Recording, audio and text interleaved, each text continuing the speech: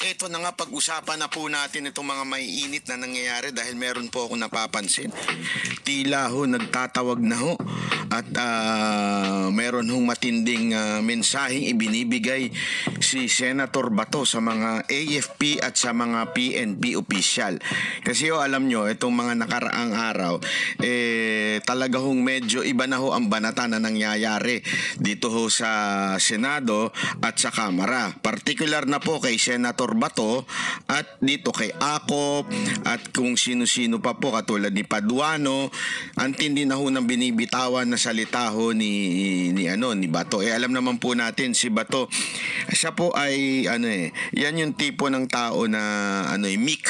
Alam ibig sabihin ng meek? M-E-E-K. Ibig sabihin po niyan, siya po ay strong pero controlled. Siya po ay matikas, malakas, pero controlled. Hindi po yan yung katulad ni Paduano na lagi na lang galit. Hindi po yan ganun, di ba? Hindi po yung high blood na katulad ni Paduano parang inagawa ng candy. Hindi ho ganun yan. Pero si Bato, pag siya po ay nagalit na, pag nagsalita na ho, malaman na ang kanyang sinasabi. At matindi na nga ho ang binitawan niya ho patungkol ho dito sa pag-contempt ng Kamara dito po kay DG Wilkins, so Director General PIDEA Chief Wilkins, di ba? At saka doon sa isa pang kinontempt yung si Grijaldo, yung may bali na, may bali na ho dito, anak ng tsutsa, talagang ikinulong pa rin. Walang pakialam si Barbers. Eto si Barbers talaga.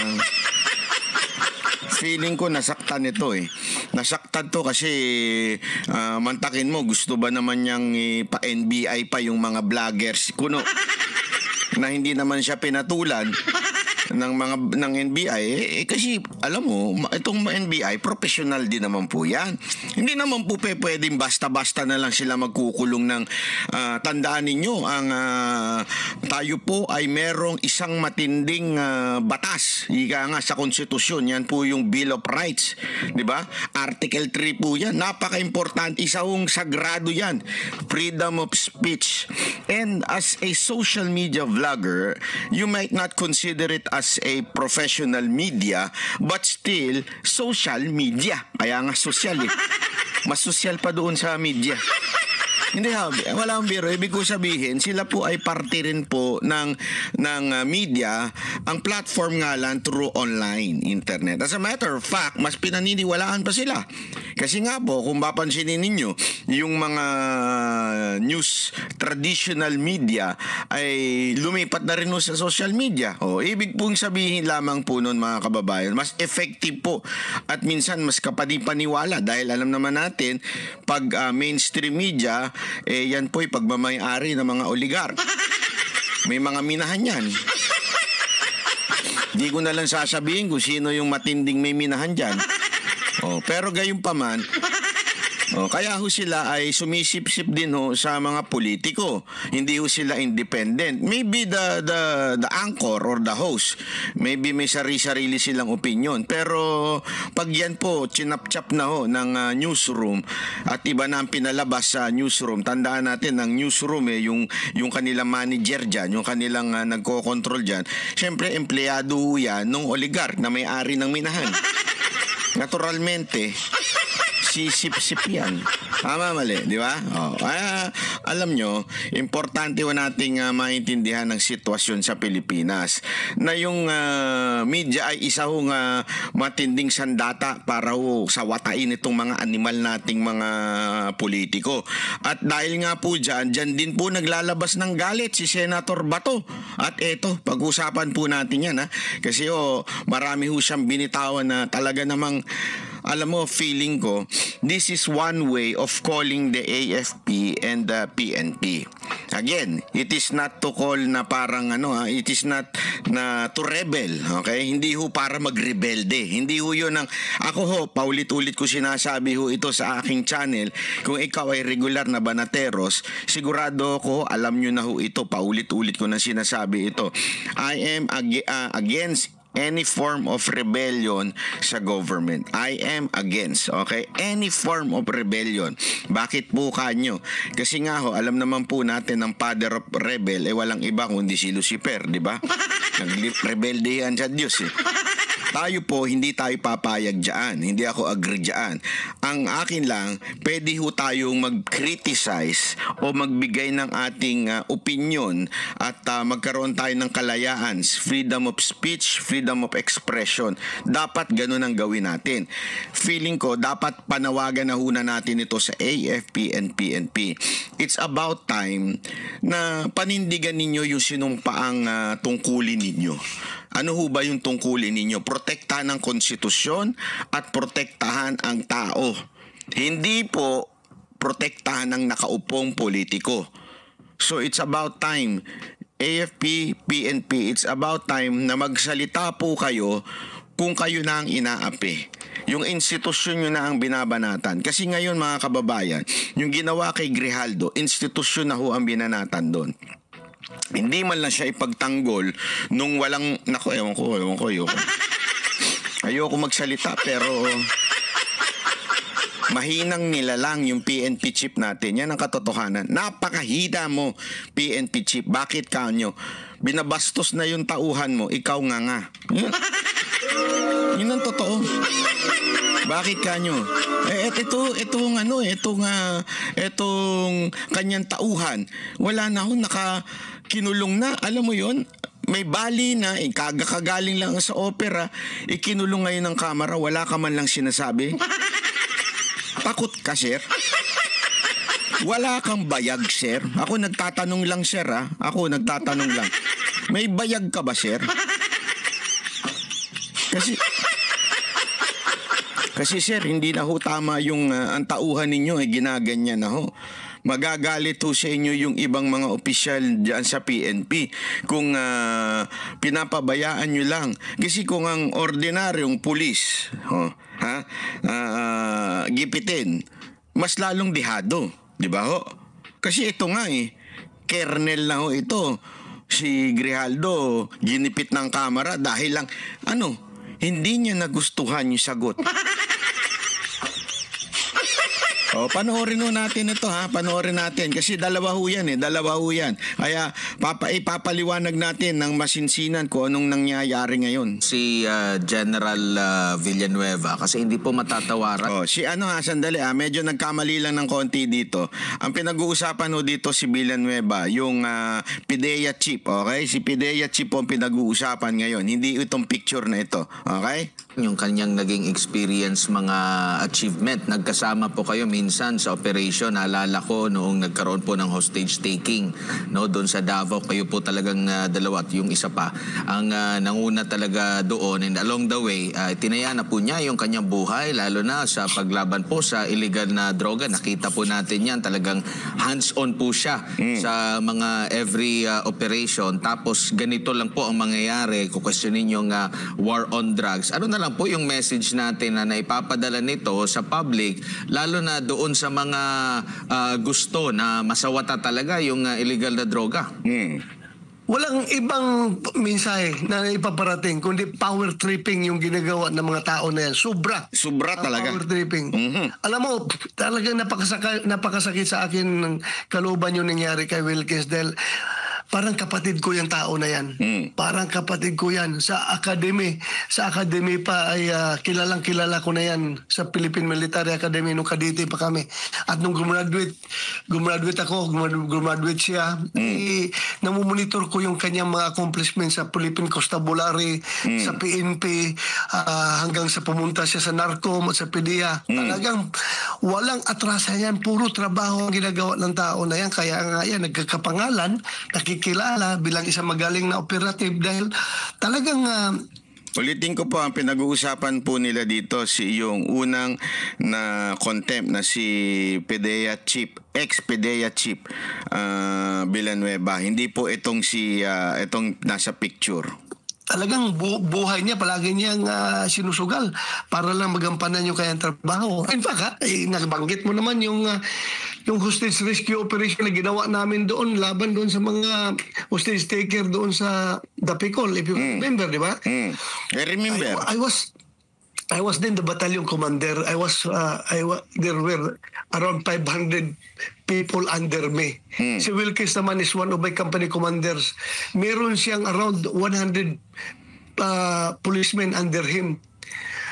Pero pagdating doon sa very crucial na close quarter battle na ginawa namin when we conducted the hostage rescue operation doon sa Dapicol, alam mo, nag-form kami ng 8-man team para mag-execute nung plano, nung rescue operation. 8-man team.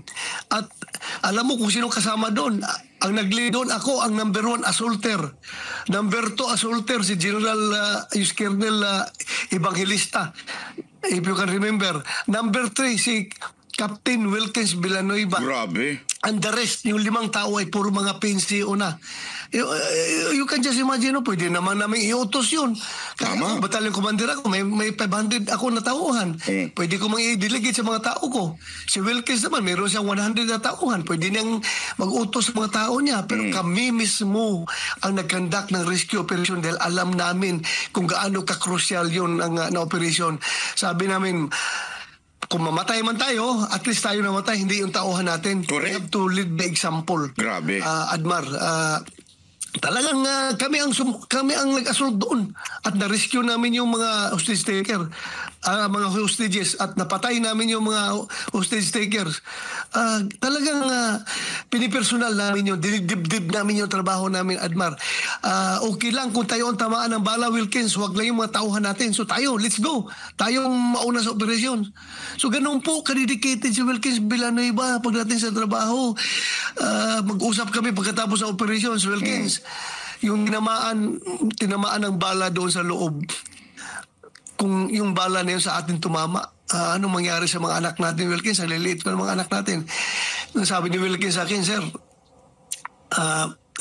okay lang sir kung mamatay tayo kaysa yung mga tauhan natin ang mamatay. Mas maliliit pa yung mga anak nila at mas kukunti ang pensyon na matanggap ng mga asawa nila. So, ganun po si Wilkins Kabayani para sa akin. Tapos ngayon, gaganunin lang na isang dating MPA, RPA-ABB na Grabe. naging congressman kung makapagsalita, ang yabang. Siya lang may hawak ng absolute truth. Yung ibang tao, wala nang lying na lahat ng tao. Siya lang may alam ng katotohanan. Ay nako, napakasakit para sa taong bayan at para sa mga sundalo at mga pulis na nakipaglaban dito sa mga NPA na ito. Grabe yun, ano? So, lumusob daw sila doon sa isang may doon. At kahit po sila ay maraming tauhan, si Bato at saka itong si Villanueva, ay hindi nila po inutos sa iba, sila mismo. Ang dahilan ni Villanueva, nung tinanong siya ni Bato, bakit pwede mo namang iutos na lang sa iba yan? Sabi niya, pag inutos ko sa iba, pag sila pa ang nadali, konti lang ang pensyon nila. At kawawa ho sila, mga bata pa naman sila. Ako, at least, official na, mataas pa yung pension ko. Malaki ang matatanggap ng aking pamilya. Ganun ho yung tao. Tangina, ganun talaga kabayani yung tao. Tapos, sino ho ang magpapakontempt sa kanya? Isang putang. Ayoko na lang magsalita. Kasi nagbabakasyon po ako dito pero talagang umiinit ang ulo ko dito sa congressman na ito. Hindi ko maintindihan paano ang isang dating NPA, dating pinuno nung kanilang hit squad, naging congressman. Ang daming ang katanungan dito. May nabasa ako kanina dyan sa social media. Sabi nung isang dating pulis din, sabi nila, ang pagkaalam pa nga namin, dapat may warrant na yan. Hindi naman po pwedeng nag-NPA ka, ikaw ay tinawag na terorista ng gobyerno. Ikaw ay kriminal dahil po ang NPA po ay kriminal. They are continuing rebelling against the government. Hindi na ho kailangan patunayan po yan. Yan po ay na ho yan, alam na ho ng buong mundo yan. Ngayon, bigla ka lang sumuko, erase na lang? Di ba? Tapos meron pa nga ako nakita sa social media na sinasabi, di umano daw, hindi ako sure, na di ba since siya ang pinuno nung grupo na yun, okay, di umano meron isang pangalan, nasa ibang pangalan hindi ho pangalan ni Paduano, nasa ibang pangalan, iyon daw ay may warrant. Kaya lang, ang problema nga ho, siyempre alam naman po natin sa mga ganyang grupo, iba-iba yung ginagamit, alias lang ang ginagamit nila.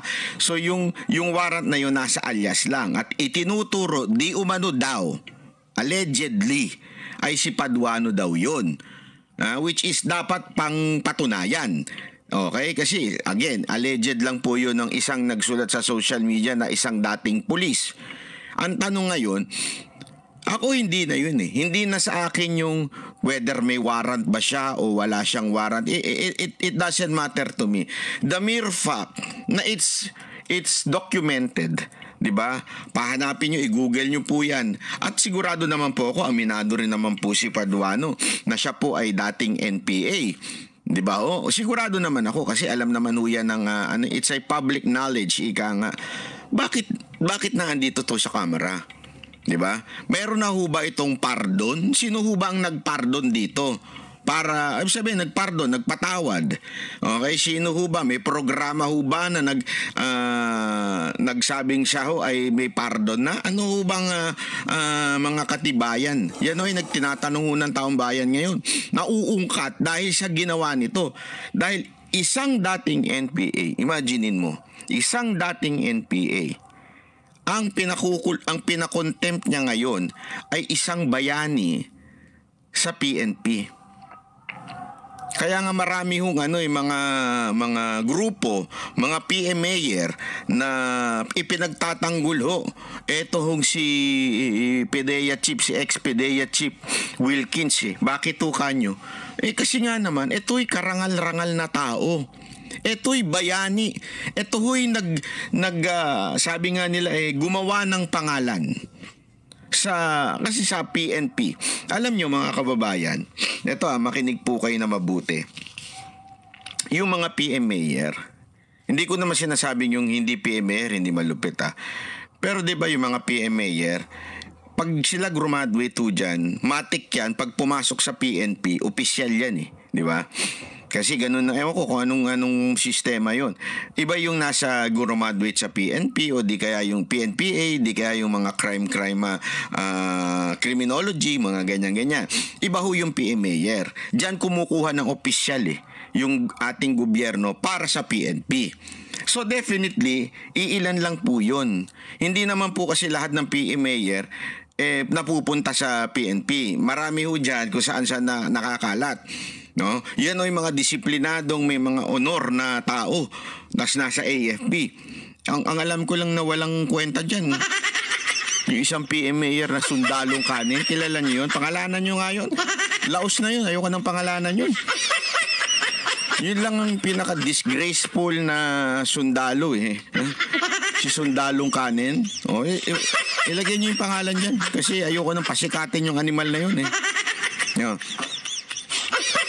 Kaya marami yung nagalit kasi very as in total talagang pambabastos, di ba?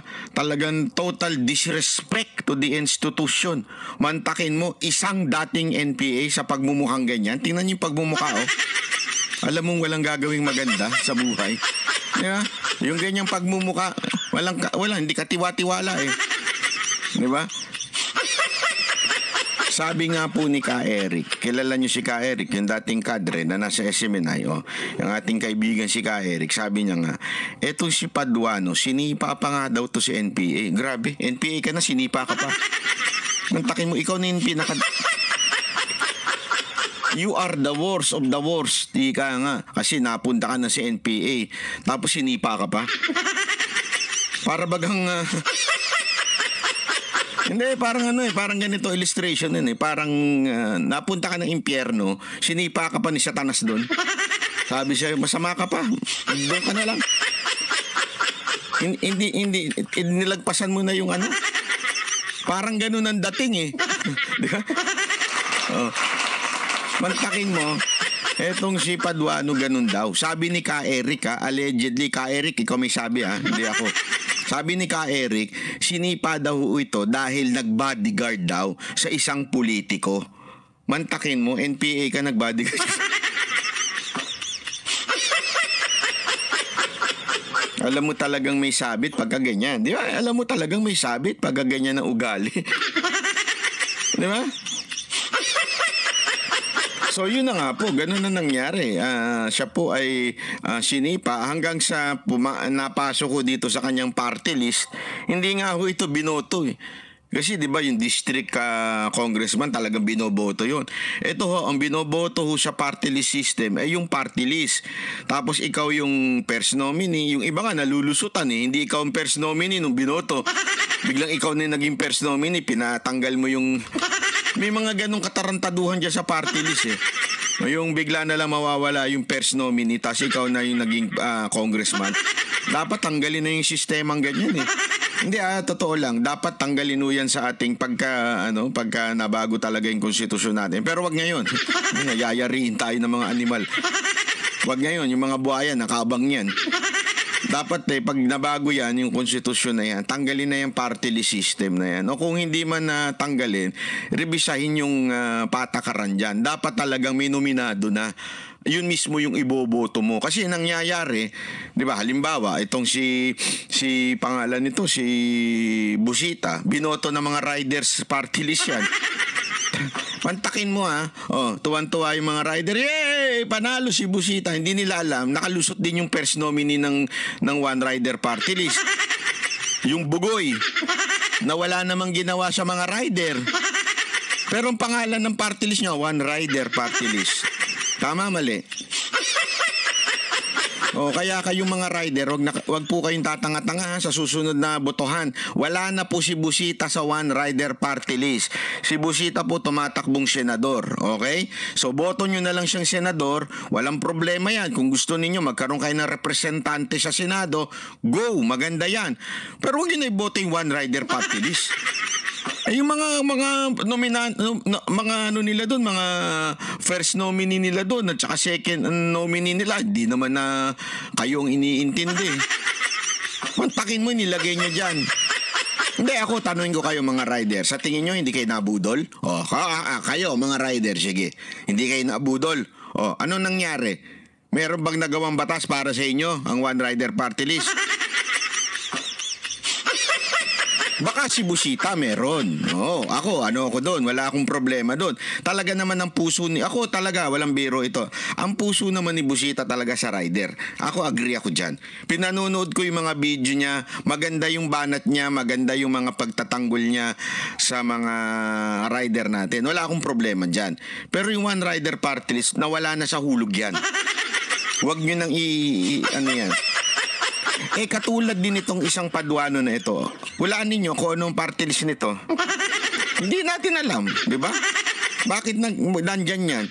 Basta ang alam natin, dati ho siyang NPA. Yan ang public knowledge na po yan. Dati po siyang NPA at ngayon, sino ang kanyang kinomtempt? Walang iba kundi isang bayani sa PNP. Tapos ngayon sila nakapasok sa Kongreso at sila na ngayon ginagamit ng power ng Kongreso para makabawi dito sa atin. I don't see the napaka-unfair ng mundo pagdating sa ganung sitwasyon. Talagang masama ang loob ko para kay Wilkins dahil kilala ko siya kung gaano siya katino na tao, gaano siya ka-dedicated sa kanyang serbisyo. Po, Senador, dito po sa investigasyon po, no, lalo na dito sa halimbawa dito po sa confidential funds po, no. Gaano ito kadelikado kasi parang binubuksan nila itong nagiging sistema ng pamahalaan. Lalo na, binubuksan nila ito dito sa mga magiging or kalaban ng Estado kasi alam naman natin yung purpose ng confidential fund. No, ngayon, binubusisi nila at pinaka-recent yata, meron daw 1,000 na pumirma daw doon sa kontrata na hindi ma-verify doon sa Philippine Statistics Authority. So kung ito po ay talagang pababayaan nila, ang dami pong mga ahensya ng gobyerno, lalo na ang Office of the President, na meron din ganitong uri ng confidential fund. So papaano ngayon yung pamamaraan na paglaban natin, lalo na doon sa mga terorista, sa mga kumakalaban sa Estado? Kasi parang binubuyang-yang natin sa kanila yung nagiging sistema po, delikado para sa national security. Ano po nakikita nyo dito, Senador? Ganito lang yan, Admar. Kapag ang kaliwa ay ginagamit ng gobyerno, sila nakikianib sa kaliwa para sirain yung kanilang mga kalaban sa politika. In the end, the whole nation will suffer. Kasi sila rin mismo, ay alam mo na yung mga kakaliwa na yan, talagang maghanap ng paraan yan. Ultimately, hindi lang yung kalaban sa politika, sila mismo, magsisisihan sila. Sila rin mismo kakainin sa kanilang diskarte na ginagawa ngayon. I tell you, magsisisi rin sila in the end. Dahil itong mga magkakaliwa, hindi yan hinto. Pinagbigyan mo ito ngayon at talagang tuloy-tuloy na yan. So what will happen? The ultimate winner of all this political brouhaha are the leftist groups. Yung CPP, NPA, NDF, sila ngayon ang standing tall na tumatawa habang nag-aaway yung Marcos at Duterte. Sila ngayon ang panalo. Both Marcos and Duterte groups, blacks are losers pagdating dito sa sitwasyon na yan. Sigurado ako. Opo, maliban pa dito sa... Alam mo, ito maganda yung punto ni Bato Kasi akala nung iba, this is just a fight against Romualdez or the Dutertes and Marcoses. Hindi ho totoo yan. Mga kababayan, hindi po totoo yan. Alam nyo, itong mga demonyong NPA, tandaan ho ninyo, huwag niyong kakalimutan, demonyo po yung mga yan. Sila po ay magkukubling, kunwari kakampi mo, kunwari kaapiran mo, ganun. Apir, kung gawa ganun pa yung animal na babae sa kamera.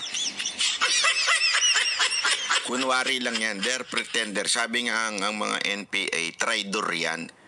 Sabi, wala ho yung hindi po yan yung akala mo kakampi mo na, to protektahan ka, hindi po. Pagdating ng panahon, pag yang kayang kumagat, kakagat po yan. Hindi po yan ang tipo ng parang asong na naaalagaan mo, nakala mo friendly, ganyan-ganyan. Para hong yan, sabi nga wild animal. Bakit? Maaring kunwari matitay mo, pero one day, pag yan nagutom, mangangagat yan, mangangain yan. Ganun po yan. So sinasabi nga ni Bato dito, hindi ito yung labanan ng Duterte, Marcos. Ang kawawa ho dito ay taong bayan, no? Bakit? Someday, pinalalakas po nila Pinalalakas po nila itong mga kaalyado nila sa kamara Pinalalakas nila.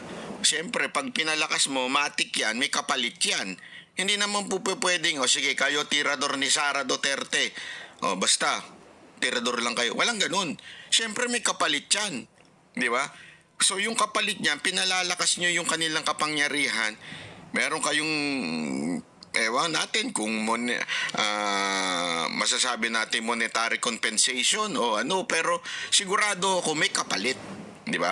At yan, lalakas yan. Pag lumakas yan, maniwala kayo, magugulat na lang tayo parang yung panahon ni Aquino, ni Cory Aquino. Naalala nyo yung panahon ni Cory Aquino? Alam nyo, ito ang katotohanan diyan sa EDSA na yan. Yung EDSA na yan, hindi yan people power na masasabi mong people power. Marami pong involved diyan ay mga makakaliwa dun sa EDSA na yan. Marami po diyan ang mga makakaliwa na nakipagkasundo sa simbahan, kunwari nakipagsundo sa oposisyon, hanggang sa nung nanalo o nagtagumpay yung lintik na EDSA na yan, ano nangyari? May hiningi silang kapalit sa mga Aquino. Pinalaya si Joma. Pinalaya yung mga quote-unquote political prisoner. Pero ang katotohanan, mga komunista naman talaga, mga makakaliwa. And eventually, kaya nga po, in the time of Cory Aquino, if you would see the history, there were, I think, 8 to 9 coup attempt. Bakit? Kasi yung mga sundalo, nung, di ba, nag-change ng regime, nilagay nila si Cory. Pinapasok sa gobyerno yung mga komunista. Nagalit ang mga sundalo doon. Mga AFP, yung mga AFP noon may bayag pa eh. Yun lang, gusto kong sabihin.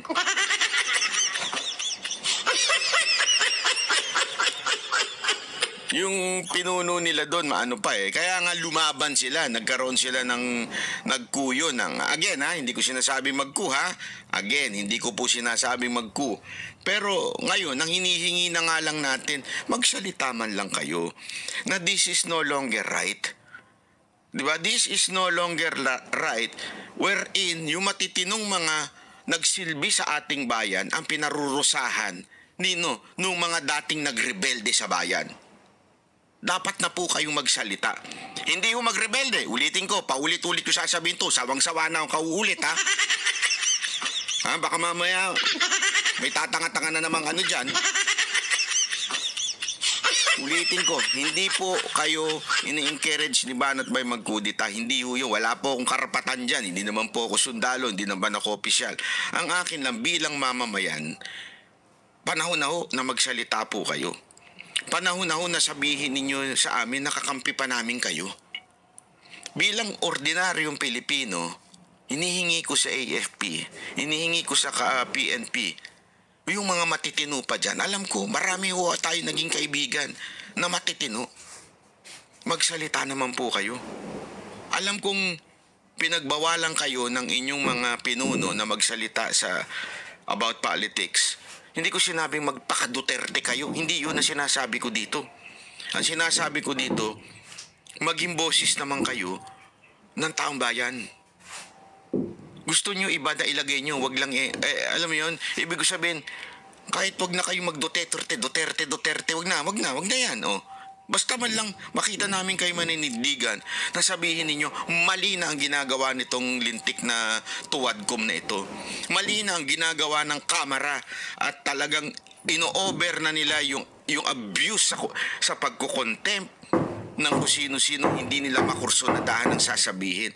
Inuutusan pa ultimong mga PNP official na magsalita laban lang kay Duterte na alam nyo namang hindi totoo yan. Alam nyo namang merong binigay at ginawang maganda sa inyo mga Duterte. Alam nyo yan. Ang dami kong kaibigang pulis. Sabi ko sa inyo, talagang Duterte supporter. Kahit saan ako magpunta, yan ang sasabihin nila, Duterte supporter kami. Si Pangulong Duterte lang ang talagang tunay na nagmahal sa amin. Hindi lang kayo makapagsalita dahil alam kong sisitahin kayo ng pinuno ninyo. But this time, have the balls to talk. Diba? Have the balls na magsabi ng hindi na kayo masaya sa ginagawa ng Kamara. Yun lang. Ipakita nyo lang sa amin. Kasi kayo na po ang nadadamay dito. Kayo na po ang tinatarantado ng mga congressman natin. Magiging masaya ang CPP-NP-NDF yung mga nasa sindikato rin, particular na itong mga drug lord dahil biruin mo ang mga nagiging convicted na mga involved sa illegal na droga, sila pa yung nagiging mga witnesses. Ayun nga, sobra sila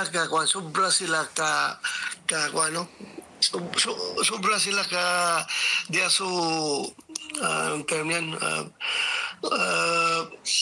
masyado silang talagang they are in dire need to have someone to speak bad about the Dutertes.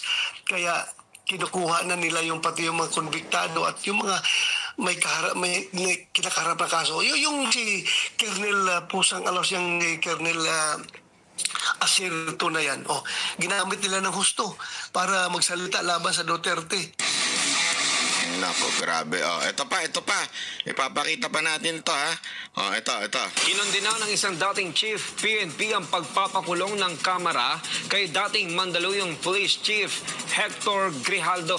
Papakita natin ito, ha. Tingnan ninyo ito. Kawalangyaan na ito, ha. Pinagtawanan pa talaga eh. Ganito po kayo binababoy. PNP. ganito kayo binababoy ng kamera. Papayag ba kayo? Tatahimik na lang po ba kayo panghabang buhay? Hindi, ako nagtatanong lang. Si MJ Mondihar sa report. Sobrang bait na natin sa kanya, and I think it's the right time to make an appropriate motion. Sumusobra na siya. This is, I believe, his 4th time to skip the Quadcom, and pero sa Senate wala naman siyang rotator cuff syndrome. I'm sorry. Yan ang paghahanap ng mga kongresista. Ganyan nilait. Hindi man lang binigyan ng galang, ininsulto ang isang kernel na may bayag na sabihin, inutusan lang ako ng 2 congressman. Kay dating Mandaluyong City Police Chief Hector Grijaldo para padaluhin sa House Quadcom investigation sa issue ng extrajudicial killings at Pogo. At nang wala sa hearing noong December 12, ipinakontempt at pinagtawanan pa ng mga congressman si Grijaldo. I move to cite Colonel Hector Grijaldo in contempt, Mr. Chair. Seconded. Okay, there's a motion. I was waiting for Congressman Paduano to do that, but anyway, so there is a...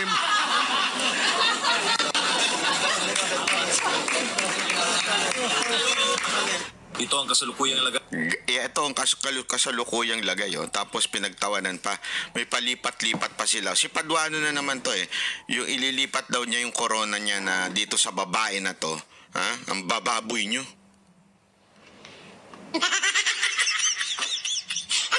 I mean, yung baboy na ugali There's a motion. I was waiting for Congressman Paduano to do that, but anyway, so there is a...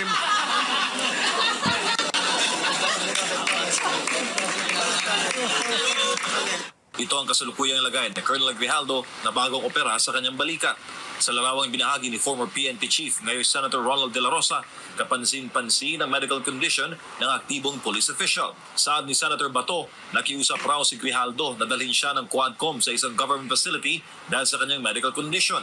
Nakiusap doon lang sa dalhin lang sa siguro sa veterans, di ba? Kasi nga ganyan ang itsura niya ngayon. Siya may bali, ika nga, naoperahan daw ho siya. May tinan nyo, meron siyang ganun, no? Di ba? Tapos, Pero, hindi natinag ang kamera at ipinaaresto pa rin si Grijaldo. Ang ginawa, talagang pinaparana sa kanya yung gaano ka-ruthless ang House of Representatives. Kinulong again, linawin natin. Hindi po kriminal, hindi po convicted itong kernel na ito. Sa katunayan, tumayo pa nga ho siya. Tumayo pa ho siya in a way na hindi siya pumayag na mautusan siya na magsinungaling. So hindi po ito kriminal. Ito na naman sila. Tulad nung Chief of Staff ni VP Sara Duterte, hindi rin kriminal po yun. And yet, ang treatment nila. Kung yung treatment nga ho nila kay VP Sara Duterte, halos bagsakan ng pintuan ng trunk ng sasakyan. Ganon ang treatment nila sa Vice President. How much more dito sa former chief, ito palang active kernel na si Grijaldo. Mantakin mo. doon sa kulungan yung kinulungan kay Atty. Zulaika Lopez. Si Grijaldo ay una nang inakusahan ng cover-up sa kaso ng ambush lay kay dating PCSO Board Secretary Wesley Barayuga sa Mandaluyong City noong Hulyo 2020 na ang itinuturong mastermind ay si dating PCSO General Manager Colonel Rina Garma. Inakusahan naman ni Grijaldo ang Quadcom ng pamimwersa sa kanya sa naging pagharap niya sa Senado para kumpirmahin ang testimonya ni Garma na nagtuturo kay dating Pangulong Rodrigo Duterte na nasa likod umano ng pagkamatay ng maraming pinaghihinalaang drug personality sa madugong drug war. Pinasusuportahan din kay Grijaldo ang testimonya ni Garma kaugnay sa umano'y umiiral na reward system sa mga opisyal at miyembro ng PNP na makapapatay ng drug suspect. Ayon naman kay Senator De La Rosa, malinaw na ginagantihan ng Quadcom ang opisyal dahil sa pag-amin nito. Ganun, gusto lang talaga nilang mag-power tripping ba na ikaw gumawa ka ng nakakasama sa amin, kaya magdusa ka, ikulong ka namin dito. Hindi mo lang dinala sa ospital, so sobra. Oo, grabe talaga. Yung ginawa na yun, halatang paghihiganti lang. Kasi nga po, binuking niya, itong mga congressman natin, binuking niya na inutusan siya na magsabi ng kasinungalingan para masiraan ho ang mga Duterte. Hindi siya pumayag. Di ba po? Hindi ho siya pumayag. At sinabi niya yan sa Senado. Ngayon, ginagantihan na po siya. Paano? Kahit wala kaming pakialam, kahit bali-bali na yung katawan mo, makulong ka dito. Ganon. Anong naman ngayon ng senador sa kanyang mga kabaro noon sa PNP bilang dati nilang chief? Ito yung hamon po ni Senator De La Rosa. Sabi niya, do our men in uniform deserve this kind of treatment? Yun ang tanong dun Kung akma ba ang trato ng Quadcom kay Colonel Grijaldo? Sobra kaya nasabi ko, kung ako ang chief PNP, I will never allow Senator Bato, may bayag po kayo. of my men. Yun ang totoo Kahit kita nyo naman hindi lang may bayag. Parang talagang meron kayong tikas ika nga. Di ba?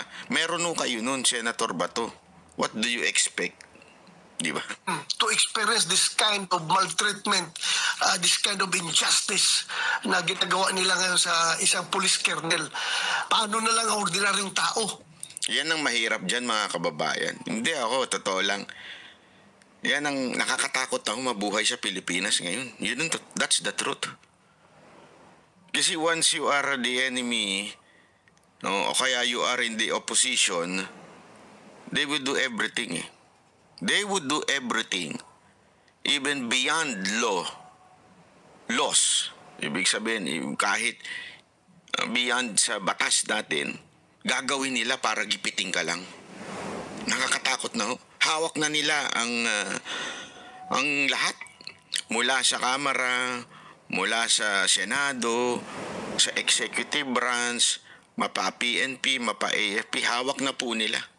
Supposedly, meron dapat check and balance dyan Wala na As in, wala na.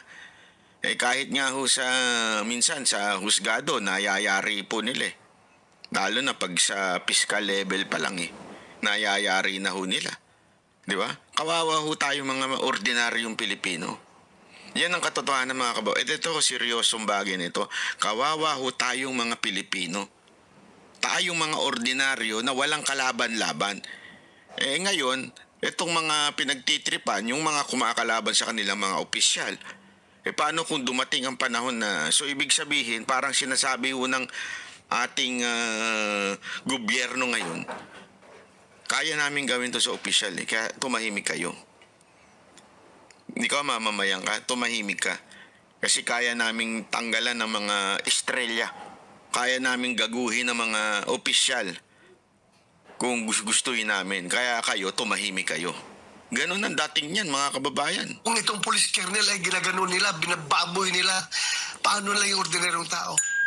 Mananatili naman sa detention facility sa Kamara si Grijaldo hanggat hindi tinatapos ng Quadcom ang kanilang pagnig kaugnay sa EJK. Para sa Diyos sa Pilipinas kong mahal, MJ Mondiham, SM9 News. Ganyan po, ganyan nangyayari sa bayan natin. Nakakalungkot. Sa totoo lang, even if it's a supposedly Christmas season, love is in the air, di ba? Dapat happy-happy lang pag Christmas. Yes, walang patawad ito. Nung tinanong nga si Barbers kasi siya yung pinaka-chairman diyan Wala daw Pasko, ganun Again hindi ito kriminal. Linawin ko, kung kriminal, wala akong patawad. Talagang dapat lang pugutan ng ulo, gawin. Kung kriminal.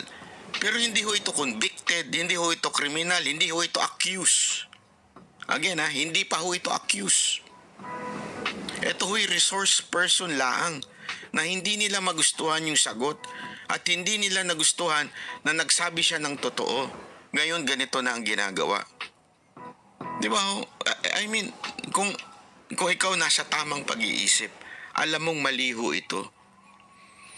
Umamin ka na tinuruan ka na magsinungaling, pinanindigan mo katotohanan, and yet, hindi, kayo sumagot, and yet, ganyan ang itatrato sa inyo. Di ba? Yan ay abuse of power. Definitely an abuse of power. Kaya nga ako'y may hamon May hamon po tayo sa AFP, sa PNP. Hindi magrebelde Ulitin ko, hindi magrebelde, hindi magkudita o whatsoever. Hindi. May hamon lamang po ako sa inyo. Baka naman pwedeng magsalita na kayo. Baka naman pwedeng this time magsalita na kayo at sabihin ninyong hindi tama ito. Hindi tama na ginaganito na ang mga uniform personnel. Binababoy na ng mga baboy sa kamera. Hindi tama. Kasi naalala ko nung panahon di ba, nung merong nabitawang hindi maganda si Erwin Tulfo sa isang Marawi hero na sekretary. Nagkasundo-sundo kayo, nagsama-sama kayo para kundinahin yun. And he was pressured to apologize. Bakit din yung magawa ngayon? Yun ako nagtatanong ako ba't hindi nyo magawa ngayon? Na magsama-sama kayo and condemn this kind of act. Dahil po ba busog ang iilang opisyal natin dyan? O dahil ba talagang nawalan na tayo ng prinsipyo? Ako nagtatanong lang. Kaya ako nga ito pinananawagan. Kasi ako naniniwala na meron pa pong mga bayani na naandyan, na nananahimik. It's time for you na wag na manahimik. Kung kayo po ay talagang para sa bayan, wag na po tayong manahimik. Magsalita na po tayo na hindi na tama ito. Hindi na tama ang ginagawa ng Quadcom. Kailangan magkaroon na sila ng takot that they're not above the law. Yun lang po yun. Again, yun lang ang nais ko. Ang nais ko lang ni marinig ang inyong tinig at sabihin nyo, hindi tama ito at kinukundina ninyo ang ginagawa ng Kamara. Yun lamang po. Maraming salamat po. Ako po si Banat. Bye.